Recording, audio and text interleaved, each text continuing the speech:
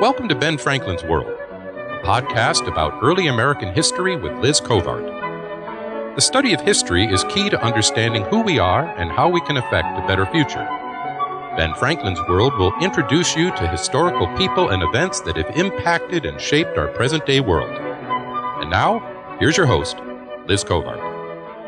Hello, and welcome to episode 39 of Ben Franklin's World, the podcast dedicated to helping you learn more about how the people and events of our early American past have shaped the present-day world we live in. Today's episode marks the third in our 5-part Happy Birthday United States series, which is dedicated to exploring the American Revolution in greater detail. And our conversation about the Revolution continues today with Eric Nelson, author of The Royalist Revolution, Monarchy, and the American Founding. Eric's book has a lot of early American historians talking about it, and they're talking about it because of the argument he makes in the book, which is that for many patriots, the American Revolution was a revolution against Parliament and not King George III and his powers. In fact, for many patriots, King George III didn't have enough power to govern the colonies the way they would have liked him to. So I wanted to have Eric on the show so you could have an opportunity to learn more about his book and his ideas about the causes of the American Revolution. During our conversation, Eric reveals not just what the Royalist Revolution was, but he gives us a lot of context for it. So before we dive headlong into the Royalist Revolution and what it is, Eric actually helps us brush up on our English constitutional history so we can better understand what powers the Constitution gave Parliament and which powers it gave to King George III. Eric also helps us understand the evolution of the different colonies and the way that Great Britain governed them. And he also helps us see why some colonists argued that King George III should have more power to govern the colonies, not less. This is a really fascinating conversation. I'm excited to bring it to you, so let's get to it. With tidings and wisdom to share about our early American past, here is this week's special guest. Eric Nelson is the Robert M. Barron Professor of Government at Harvard University. His research focuses on the history of political thought in early modern Europe and America. Eric has authored 3 books, including The Hebrew Republic, Jewish Sources and the Transformation of European Political Thought, and, most recently, The Royalist Revolution, Monarchy, and the American Founding. Welcome to Ben Franklin's World, Eric. Thank you for having me. Eric, we're delighted to have you join us today to discuss the Royalist Revolution, which has a lot of historians talking about it because of its novel premise, that many of the patriots fought a revolution not against a king, but against a legislature, Parliament. Eric, would you tell us how you came to write about the American Revolution as a revolution against a legislature and not a king? Sure. Well, it happened to some degree as a result of serendipity. I'm a political theorist, and most of my work focuses on the history of political thought in early modern Europe, sort of 16th and 17th centuries, and I also do some work in contemporary political philosophy. And I'd always been very interested in the political thought of the American Revolution, and I touched on the subject sort of glancingly in my first book, which was really my PhD dissertation, but it's not something that I had gone back to or supposed that I'd end up writing a book about. I ended up having a group of undergraduates come to my office at Harvard about, it's almost 5 years ago now, to complain that there was no course at the university on the American Revolution. And my initial reaction was disbelief. I sort of told them to go away and look harder.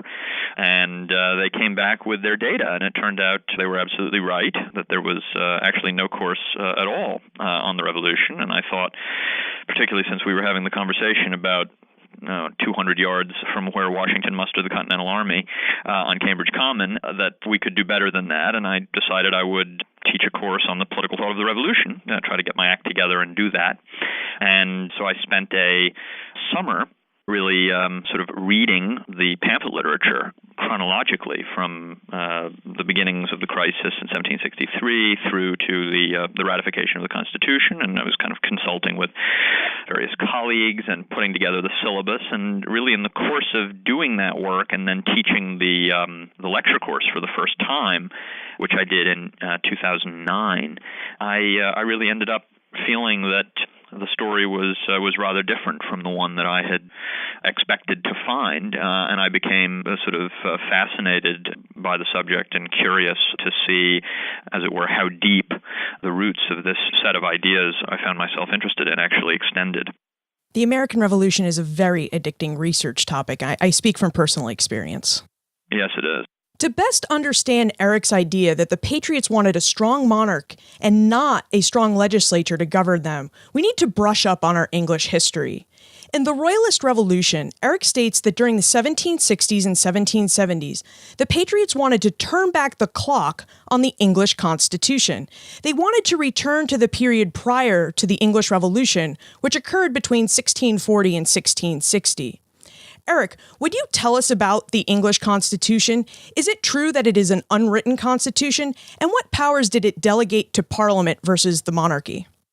Well, those are sort of complicated questions, but I mean, for our purposes, the answer is that the English Constitution, as the term was used in the early modern period, particularly in the 17th century, was unwritten, which isn't to say it didn't incorporate a number of important texts, statutes, legal rulings, and so on, going back, of course, to Magna Carta and beyond. But for our purposes, it was not written down in the manner, let's say, of the U.S. Constitution. And for that reason, it was much more contestable. People had different views. Of course, they have different views of what our Constitution is about as well. But let's say, a fortiori, since there was no document sort of putting all of this together and giving you a kind of blueprint of the overarching system, the essentials of the Constitution were very fiercely contested all the way through the 17th century, which was, in essence, one kind of century-long constitutional crisis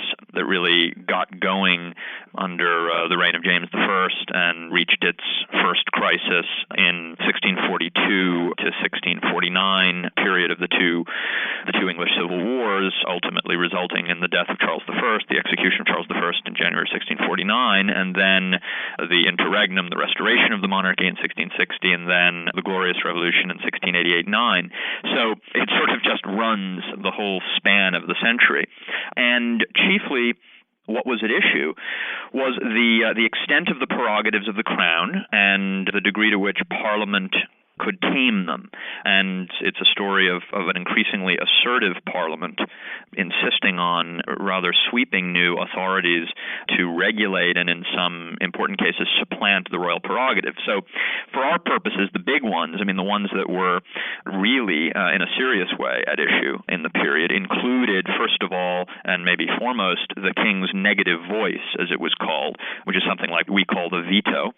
That is, it was understood that the king was one of the estates of Parliament. That is, Parliament was a legislature, as we would say, in three branches: the House of Commons, the House of Lords, and the king.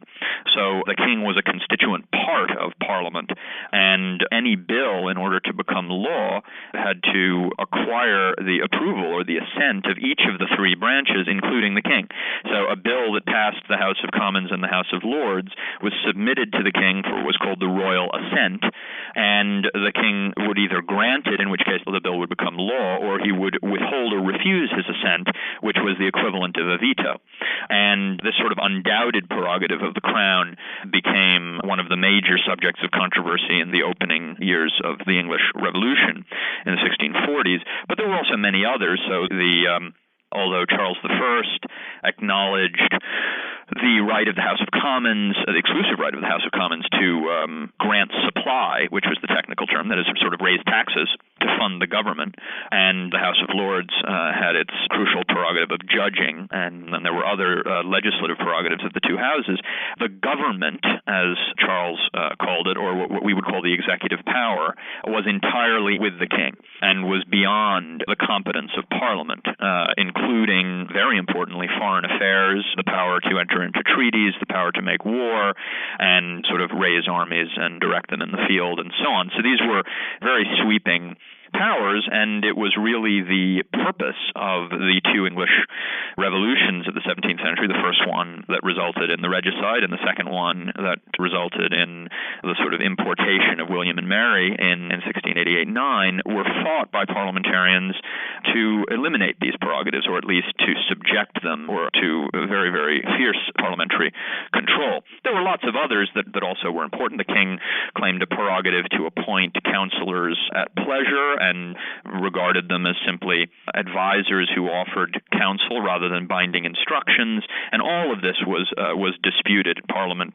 would claim the right to appoint the king's counselors and insist that all royal acts had to issue from the advice of these counselors, and so on. So it's a great clash between these two visions, this kind of royalist vision of an independent monarch in a coordinate scheme, that is to say, a monarch with his own independent prerogatives governing in conjunction with these two legislative branches, and an increasingly assertive parliamentarian theory, which would eventually become what we know as the Whig tradition, which asserted the supremacy of Parliament and increasingly wanted to conceive of the king as an executive, as a kind of pure executive, that is, someone who's just tasked with the function of enforcing the laws passed by Parliament.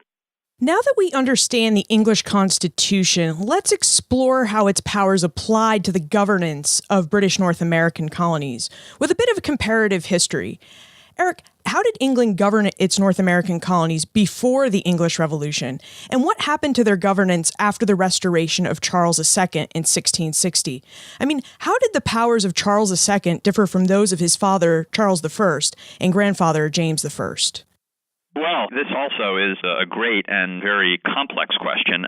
In general, the thing to appreciate, I think, in order to get going in the first instance, is that the various colonies that emerge in British America emerge at different times in very different guises and for different purposes. And so they have, very importantly, different governmental structures, although then there are some underlying similarities. So let me say a little bit about the differences, and I'll then say a little bit about the similarities, and then I'll get to the question of what changes when.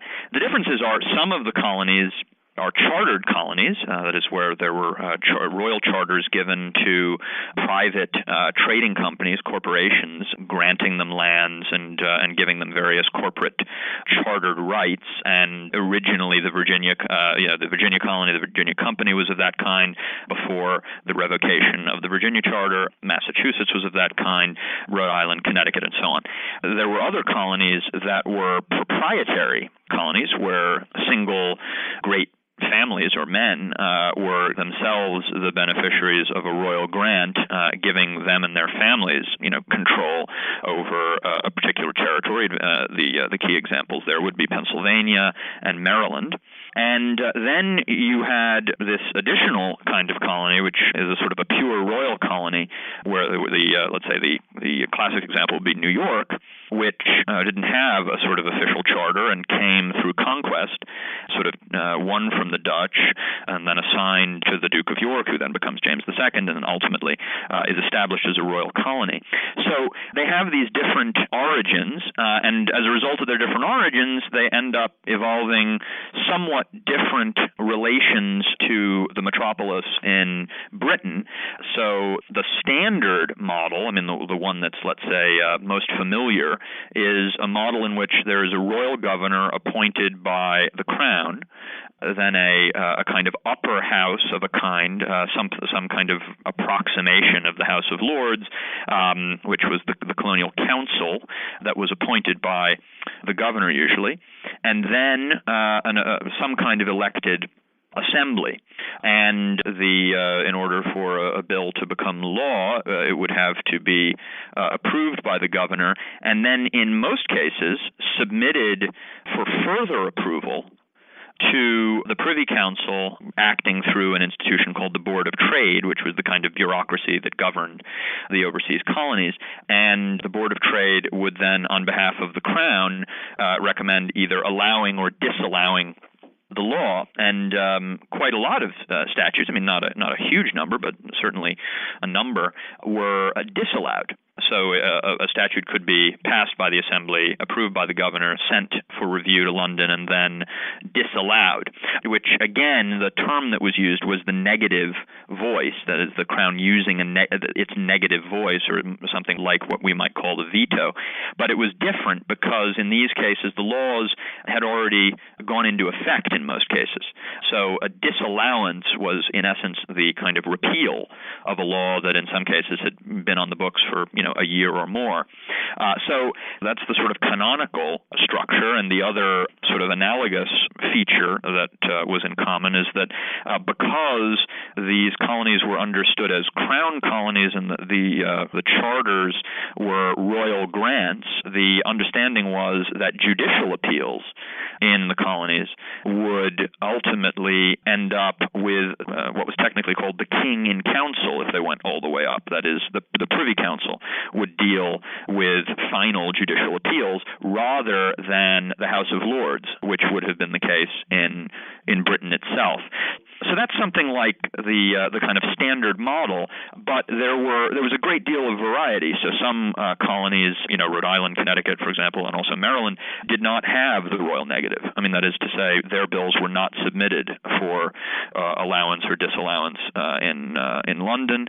Some governors were elected rather than appointed, and so on. So there was, because the colonies had these very different origins, they evolved different structures and somewhat different relations to the mother country. The one major thing that changes after the English Revolution is that for the first time after the regicide, so during the 1620s and into the 1630s, Parliament, this increasingly assertive Parliament, particularly the House of Commons, is increasingly claiming a right to legislate for America, to govern American affairs by parliamentary statute. They're trying to govern American trade, let's say, with in relation to tobacco or the fishing industry. And in the period before the English Revolution, the Stuart monarchs, James and Charles I, whenever this would occur, would send their Secretary of State into the Commons to halt the proceedings and sort of announce, this is outside of your jurisdiction. You have no business here. These colonies are royal dominions. They're to be governed by the prerogative and according to charters granted at the King's pleasure, and Parliament has nothing to do with any of this.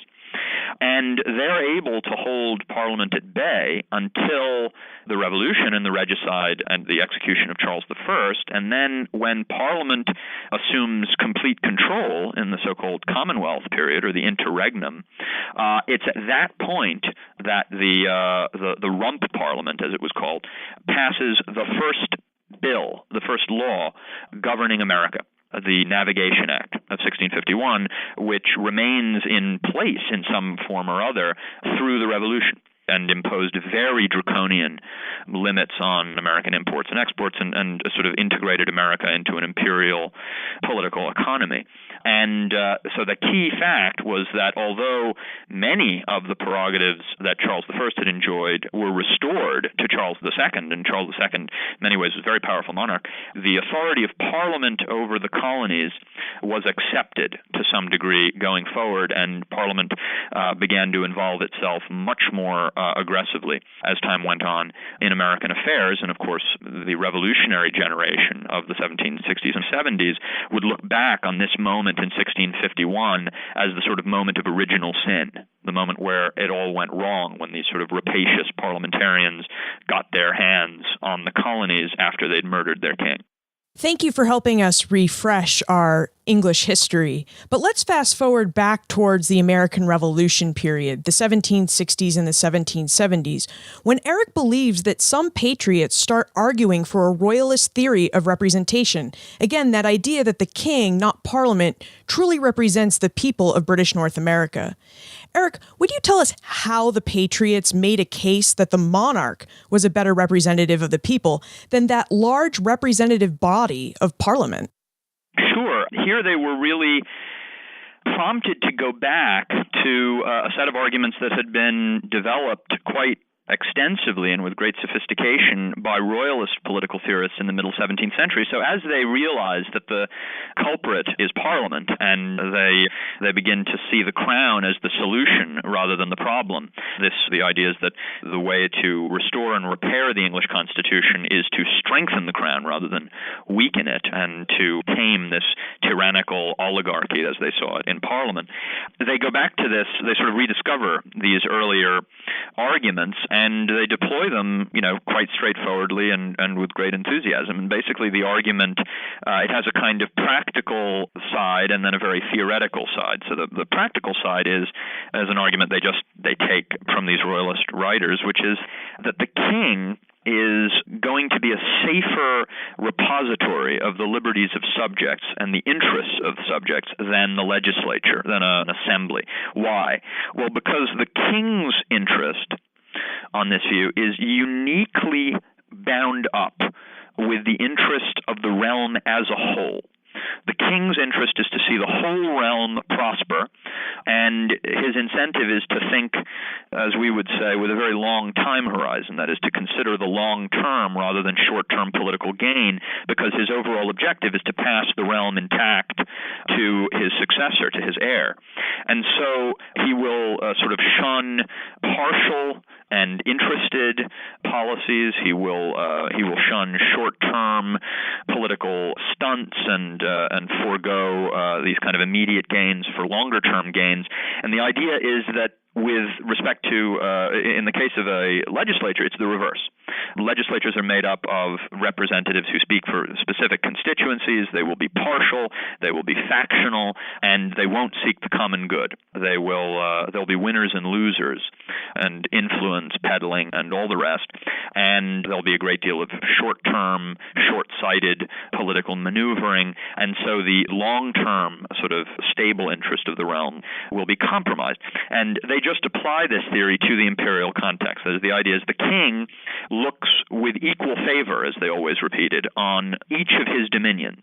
He doesn't prefer any one to any other, and he will serve as a kind of impartial umpire, or what they call a superintending power, who would seek the well-being of the empire as a whole, and would not be subject to the sort of factional and partisan sort of instincts of the British legislature. And so that's the practical side. That's the sort of, how is it going to work best for us side. But there's also a theoretical argument in here, they need it also, about freedom. That is, because you might say, well, okay, it might be true, empirically speaking, that a monarch would sort of get you more stuff that you want than an assembly, but that might be true even while it's also true that you're a slave. That is, surely if you're governed simply at the say-so of a single person, you depend on an arbitrary and alien will, and you are therefore a slave. I mean, you might have a benign master who treats you really well, but that doesn't make you any less of a slave. And this was the argument they had to address, because parliamentarian political theorists in the 17th century had developed a very sophisticated, systematic argument that explained, or promised to explain, why a single person could never represent the people.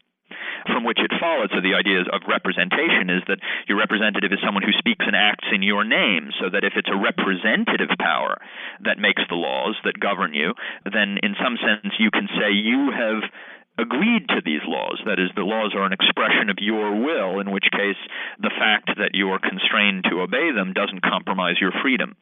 So there were very high stakes in this argument. You had to show why the institutions of government were representative institutions, why you could see, as a subject, you could see your own will in the eventual laws.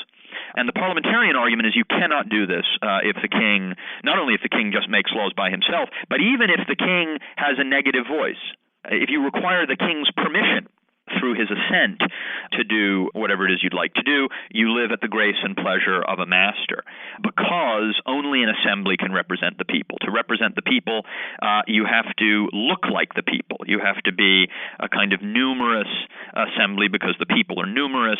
There has to be a kind of proportional representation of all the interests, geographical regions, professions, and so on, or as they would say, it should be a miniature of the people. You should be able to look at the miniature and form a correct idea of what the whole looks like. And if that's true, then the interests of the people and the interests of the legislature will be symmetrical, and any laws that result from that legislature or emerge from that legislature will be consonant with the will of the people. So that's the parliamentarian argument, or the Whig argument. It's the kind of the great political orthodoxy of the Whig tradition, is that only an assembly can represent the people for that reason. The Royalist position is to say that's totally wrong. What it is to represent someone is just to be authorized to speak and act on that person's behalf, like a lawyer. You know, your lawyer represents you in court. Lawyer doesn't have to look like you. We don't ask whether the lawyer looks like you. And likewise, a people can be represented by one person, a group of people. They can decide as a collective body to govern themselves by majority vote, in which case everyone would be a representative of the people in some sense. Any version of this is consistent with the theory of representation. So the people are at liberty to be represented by a king, by an assembly, or by some combination of the two. And in any case, as long as these institutions have been authorized, the people are represented, and the law is an expression of the will of the people. And the people, in being constrained to obey those laws, are therefore free. So that's the Royalist view. Probably the most famous statement of it was given by Thomas Hobbes in his Leviathan of 1651. But it's not an argument that's unique to Hobbes at all. It's just a kind of an orthodoxy in Royalist political thought. And this is the argument that American writers gravitate toward in order to make sense of their commitment to the royal prerogative. They have to explain why it is that granting the king these unprecedented sweeping powers that no English monarch had actually enjoyed or wielded for 100 years, why doing so would be consistent with their liberty. Well, the only way that you can square that circle is if you conclude that the king can be a representative of the people. And that's exactly what they conclude. Now that we understand the theory, Eric, why do you think that some patriots preferred the idea that the crown and not Parliament should rule British North America? Well, for some of the reasons that I was mentioning. They thought, first of all, they genuinely believed that the monarch would give them a much fairer shake than the legislature, the British legislature. The British legislature was elected by British subjects. I mean, we have to remember it was, in fact, elected by a tiny, tiny minority of British subjects. That is to say, roughly 1 in 9 or 1 in 10 Britons actually had the franchise. But nonetheless, the assembly that was elected in each parliament was beholden to a set of constituencies in Britain itself.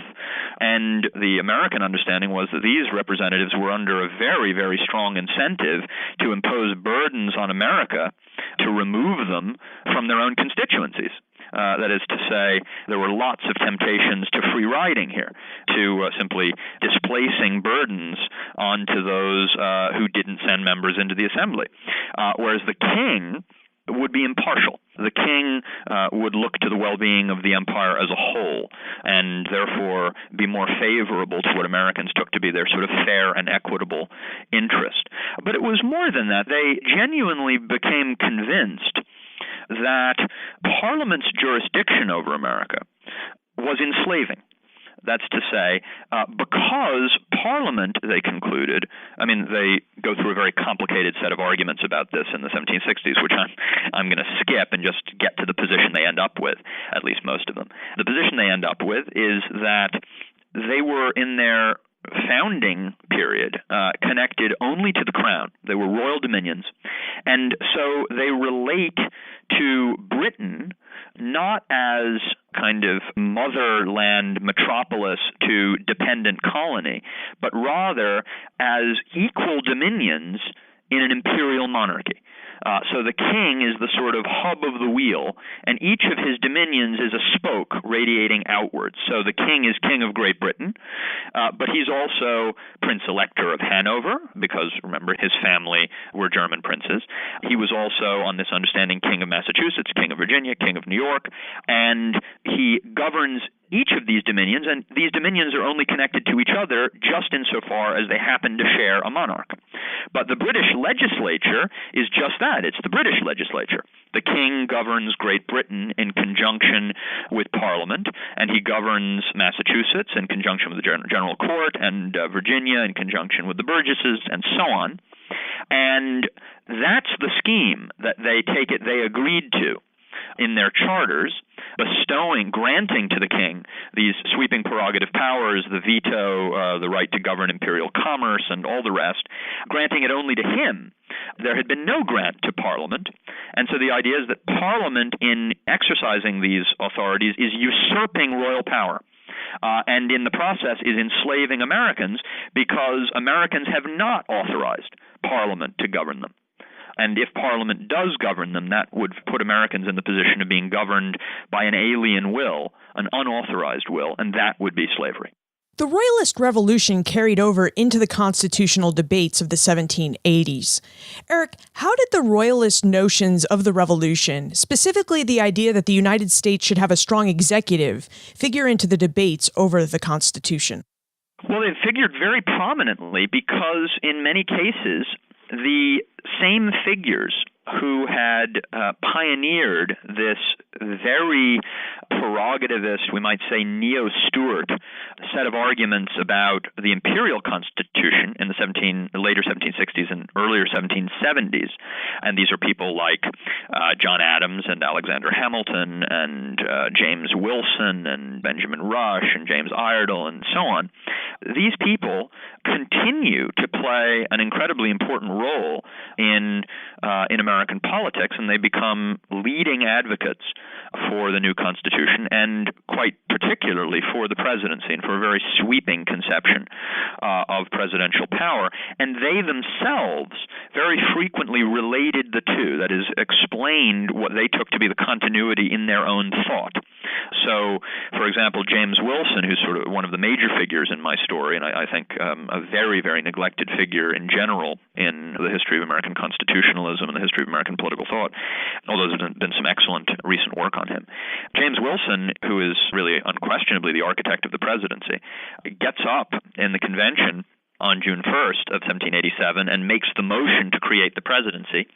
And the sort of wording of the motion is itself very interesting. But the key point that I want to make just now is he offers this motion for the creation of a single executive who will be vested with the executive power, and also very sweeping prerogatives. Wilson wanted the president to have an absolute veto, that is, one that couldn't be overridden by a supermajority of Congress, wanted the president to have plenary power of appointment to executive offices without any role of advice and consent for the Senate, and so on. It was a very, very sweeping conception.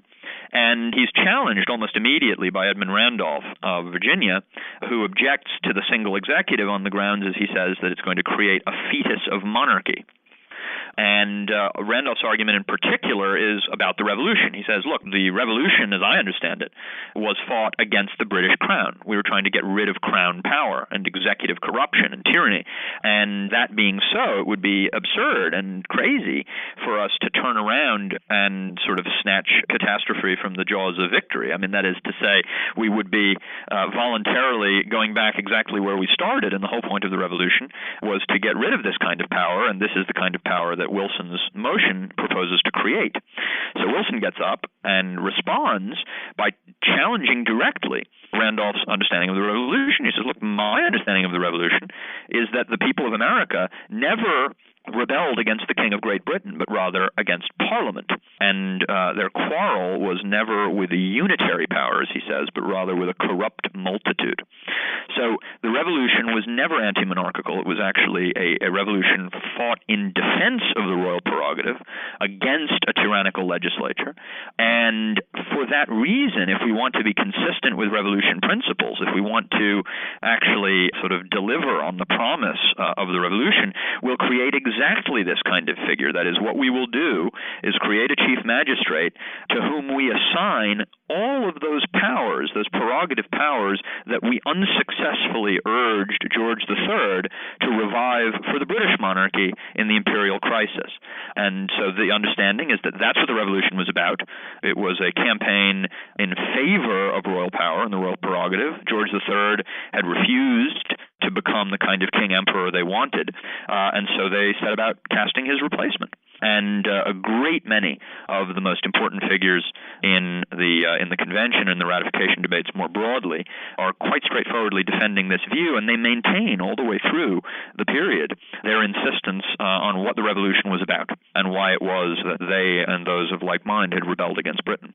Eric, as you know, the ideas you present in the Royalist Revolution contradict the prevalent narrative we have about the American Revolution, which portrays the American Patriots as men who were for legislative assemblies, not against them. So, Eric, if the Patriots were really more conservative and wanted the king or chief executive to have more power, not less power, how did the narrative of the pro-legislature Patriots arise and become so prevalent?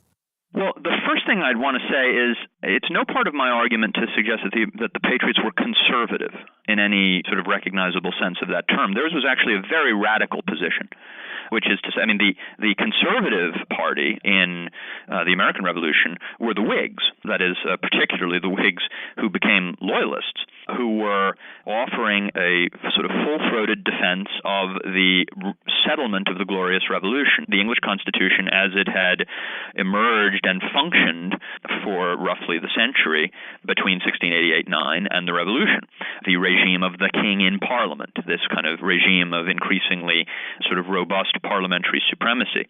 So that was the conservative position. The Patriot position was quite radical insofar as they were defending a conception of monarchy and a view of the English Constitution that had become really impossible in Britain itself generations earlier.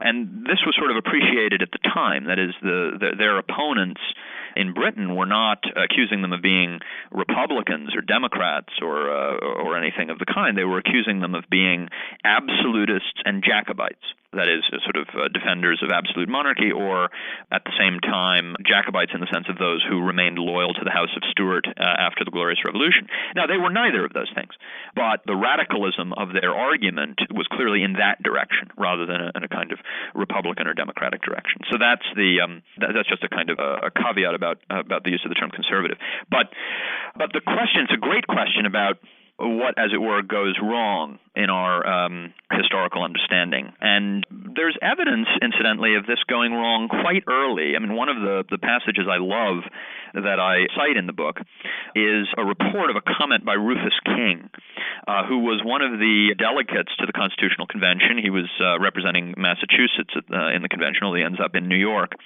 And he takes a very important set of notes in the convention, and among other things, it's in King's notes that we find recorded Wilson's comment about the origin of the revolution that I was just mentioning.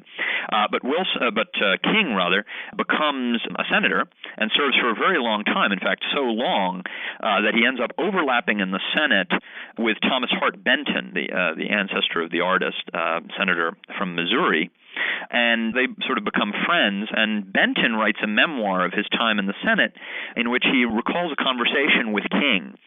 And he recalls that King got into a discussion with him about the convention and said, look, the thing you have to understand, in essence, you young whippersnappers, you who've come of age after the revolution, you don't really understand the generation that made the revolution.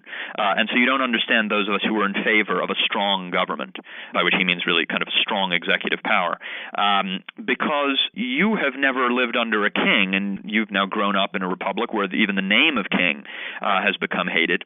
But it wasn't so with us. We grew up under a monarch, and we thought of ourselves as the king's most loyal and faithful subjects, and we waged the revolution not against the king, but against his parliament. So again, just echoing Wilson's remarks from the convention, which actually he himself had transcribed. It's a lovely moment. The point of that narrative, that sort of vignette, that reminiscence, I think, is that it was already clear at that point that a great deal of historical forgetting had taken place as the United States underwent extraordinary social and political changes, cultural changes, in the first half of the 19th century, particularly in the Jacksonian period. as the country undergoes something like a democratic revolution and emerges recognizably as some version of what we might call a democracy. And at that point, the urge to see the sort of seeds of that present in the revolutionary past were very powerful. That is, to see the revolution as somehow designed to bring about precisely that kind of new order, that kind of repudiation of monarchical power and the ancien regime in favor of a kind of democratic egalitarianism. But as people like King and the generation who had survived through the upheavals of the early 19th century recognized, a great deal of intellectual sort of territory had been covered in the intervening decades, and it was increasingly difficult for people to think their way back into the intellectual world of the 1760s and 70s. And in essence, this was a process that had already begun even earlier. And one of the vignettes that I offer in the book, really at the very end, is one that takes place in the first meeting of the Senate, the first session of the Senate after Washington's inauguration in 1789, when Adams is presiding as vice president, and the first order of business is to enter into the record the text of Washington's address. And Adams had, in sort of preparing the minutes, used the term "his most gracious speech" to characterize Washington's address, and that phrase, the most gracious speech, is the phrase that's used to describe the speech given by British monarchs before the opening of at the opening of Parliament. And it's always the King's most gracious speech or the Queen's most gracious speech, still today. And the use of this phrase outraged one of the new senators, William Maclay of Pennsylvania, who became a very outspoken, sort of rabid opponent of the Washington administration, the Adams administration. And he sort of exclaims that this is a bit of royal ceremonial and pomp, and again, the revolution was fought against monarchical power, and so this should have no place here. And Adams responds by saying if he had thought that was what the revolution was about, he never would have drawn his sword. And it's a comment that really struck Maclay and led him to reminisce in a very interesting way about the nature of the revolution and the sort of difficulty of sort of thinking our way back into the mindset of the people who made it. So I think this particular kind of forgetting was already well underway in the very early years of the Republic. And of course, this question of the nature of the revolution, what it was about, and the particular character of the form of government that emerged from Philadelphia in 1787 would become, the major sort of fault line in the debate between Federalists and Jeffersonians and Republicans in the first decade of the life of the Republic. And so the debate would keep going for some time. I mean, it was John Adams who, also in 1789, the very year in which this incident about the most gracious speech takes place, that he's corresponding with a fellow delegate from the convention, Roger Sherman of Connecticut, and is asked to characterize the new form of government under the Constitution. What kind of government is it? And Adams's response, without any hesitation, is it's a limited monarchy. Let's transition to the time warp. This is a fun segment of the show where we ask you a hypothetical history question about what might have happened if something had occurred differently or if someone had acted differently.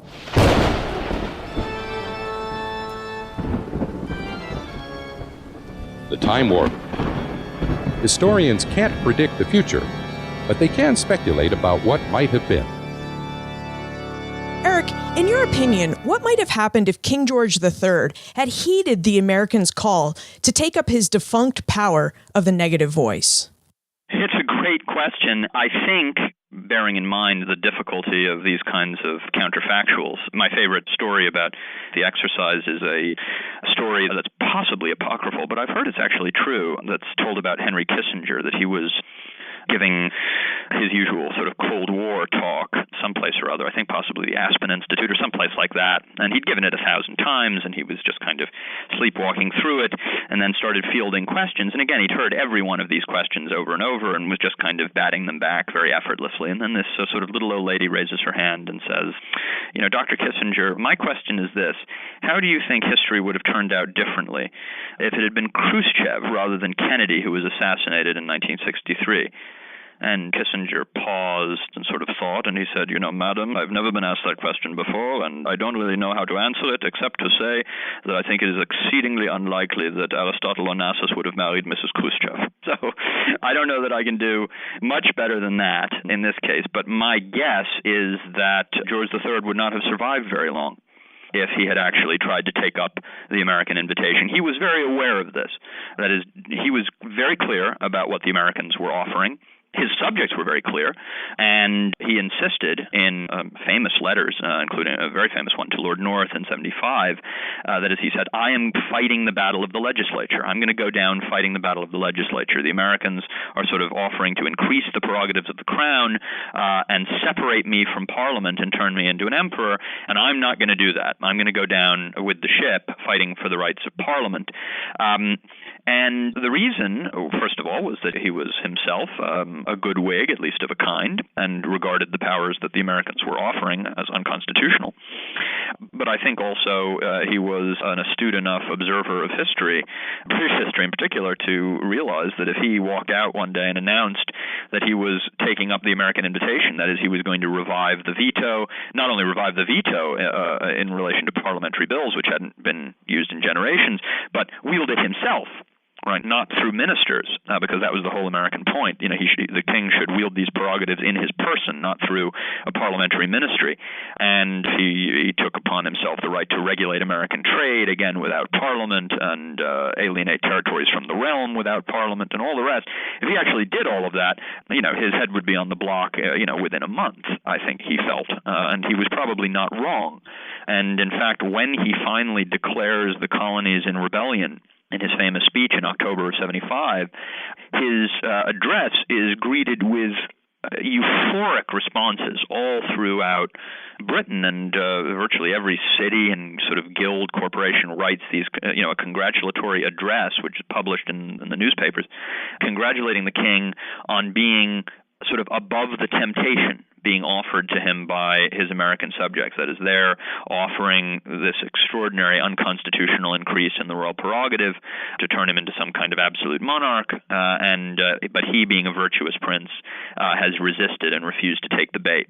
And I think it's pretty easy to see that that same constituency would have turned on him in a flash if he had shown himself open to rethink the entire English Constitution and re-empower the crown in the way that Americans wanted. It was sort of unthinkable at this point, and that is sort of demonstrated by the fact that, ironically, it's after the Revolution. I mean, during the period of the Revolutionary War and then in its aftermath that George begins to try to assert some of the prerogatives that his American subjects were asking him to revive. He turns them down, but then as the war starts to go badly and he tries to take some kind of control of it, he almost, very nearly provokes a constitutional crisis in England just by summoning and addressing his own cabinet, which hadn't been done since Queen Anne, and then, in fact, thinks of using the royal negative in the sort of subsequent decade to prevent the passage of a bill emancipating Catholics. So it's a very interesting story, but I think the answer to your question is if he had tried to go the American way, it would not have gone very well. George III gets a bad rap in America, but he's actually a fascinating individual to study because he followed the Enlightenment, he was studied on agriculture, and he's just a really interesting individual regardless of his politics. Before we conclude, would you tell us what aspect of history or political thought that you are researching and writing about now? Actually, the project I'm working on now is very different. It's much more philosophical than historical, and it's about the theory of justice. But there is some intellectual history in it as well. I'm very interested in the religious origins of some crucial concepts and arguments in contemporary liberal political philosophy, and I've become particularly interested in the relationship between the sort of religious formation of John Rawls, the most massively influential liberal political philosopher of the 20th century, certainly in the English-speaking world, and increasingly interested in his sort of religious formation. He was, as a young man, a theology student who was planning to become an Episcopal priest, and I've become very interested in the relationship between his distinctive religious ideas and the sorts of arguments that he makes basic to contemporary political philosophy. So that's what I'll be thinking about. And where is the best place to look for more information about you, your work, and how to get in contact with you? Probably simply just my website at the Harvard Government Department. And we'll have a link to that in the show notes page for this episode. Eric, thank you so much for helping us brush up on our English history and for helping us consider how that history may have influenced the American Revolution and the drafting of our Constitution. Thank you very much. Our conversation with Eric, in many ways, is an extension of the one we just had with Carolyn Harris in episode 38 about Magna Carta. And it's an extension because Magna Carta established centuries-old precedents about the powers that a king should have and how he should govern his people. It also provided the king's subjects with precedents about when it would be okay to foment civil war or revolution because the king overstepped or misused his powers.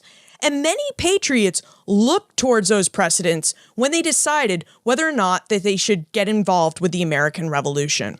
Now, this wasn't planned, but it is fortuitous that Eric mentioned Vice President John Adams's wish to thank George Washington for his most gracious speech.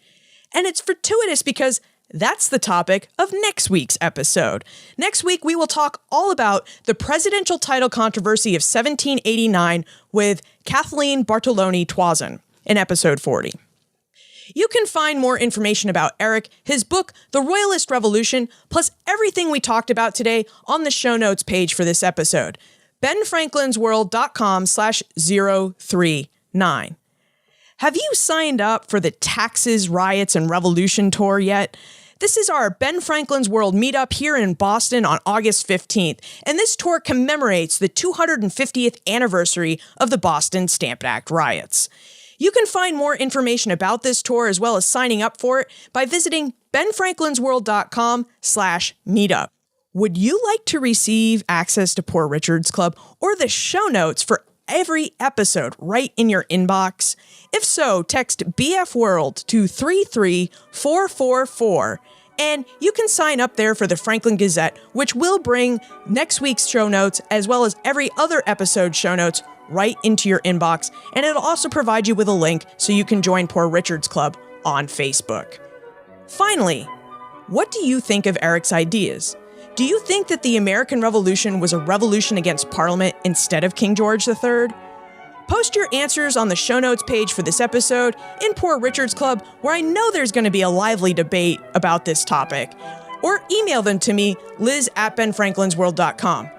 I guess you could tweet them to me if you can fit it in 140 characters, and my Twitter handle is @LizCovart. And remember, never leave till tomorrow that which you can do today.